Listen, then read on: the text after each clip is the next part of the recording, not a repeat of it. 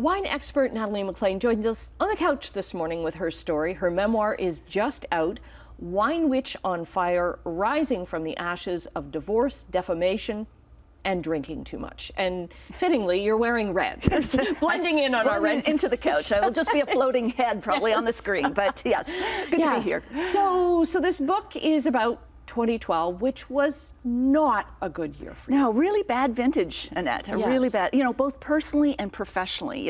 It started with my divorce, coming out of the blue for me, from my husband of 20 years, and then ended with, at the end of the year, an online mob of rivals coming for my job. So, I really had to dig deep to, reconnect with the vineyards that brought me joy and the friends who sustained me and my own belief in second chances. So I call Wine Witch on Fire a true coming of middle-age story about transforming your life and finding love along the way. Okay, let's talk about the colleagues that were against you. This was about, it came about after reviews that you had posted on your very popular website. Mm-hmm. Yes. So at the time, the inciting incident, shall we say, was I was checking my email one last time just before Christmas, just before midnight. So that's when my nightmare before Christmas started. And a Google alert popped up and it said, Natalie MacLean, world's best wine writer or content thief. And my heart just dropped because that's the worst thing you can be accused of as a writer.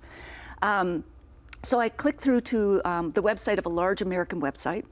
And there was a long post, and the phrases, I can just remember it now, burned into my retinas.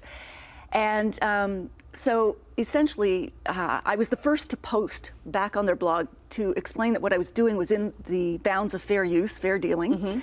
Mm-hmm. And I thought, well, that'll be that, and we'll just go merrily along. So and wrong. It didn't. It went down in flames. No, yeah, the accusation sparked the debate, but the bonfire really started blazing when the trolls came after me as a woman. They came after, they took my body apart piece by piece in public. And there was a lot of sexism stuff. There was a lot of ton. Yeah. And like some people would say, it's the internet, just turn it off. But when you make your living online, you can no more turn it off than a surgeon can operate outside a hospital. Mm-hmm. So there you are. So was writing the book cathartic for you? Yeah, I mean, for 5 years I couldn't look at the notes. I had to lock it away. But the story just kept ricocheting around in my mind so long I had to let it out on paper, at least as a private exercise.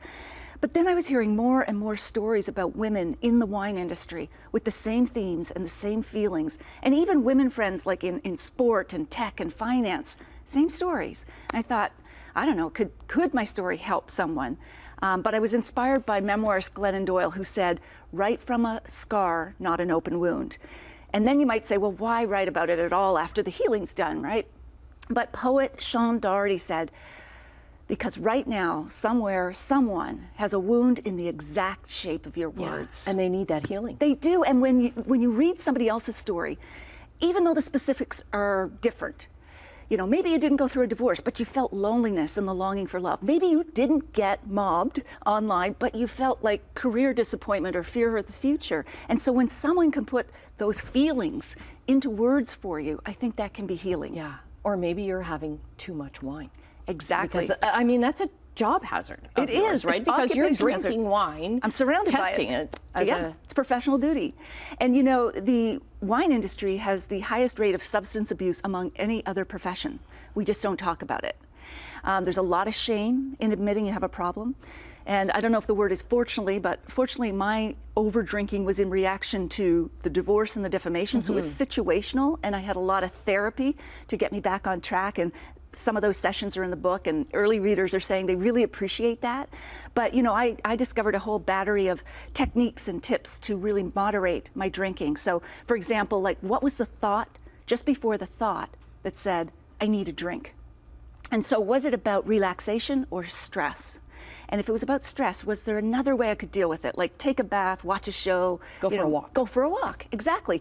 If you open a full bottle of wine, pour half of it into a half empty bottle, then you're more mindful of how much you're drinking and it's fresh for the next day. Okay, you've got an event at a winery. I do. This weekend. Exactly. Tell me about that. Peller Estates, we're going to be doing a wine tasting at noon, and then there's another event, a wine pairing lunch, a 3-course meal at 1 o'clock. There are still tickets available if you go to Peller Estates wine website, you can still register. Okay, we'll get all those links up on our website, chch.com/morninglive. Next time we'll have you on with more tasting. Exactly, Okay. more wine. And if anyone's interested, they can also find out more at winewitchonfire.com. Okay, great. Thanks, Annette.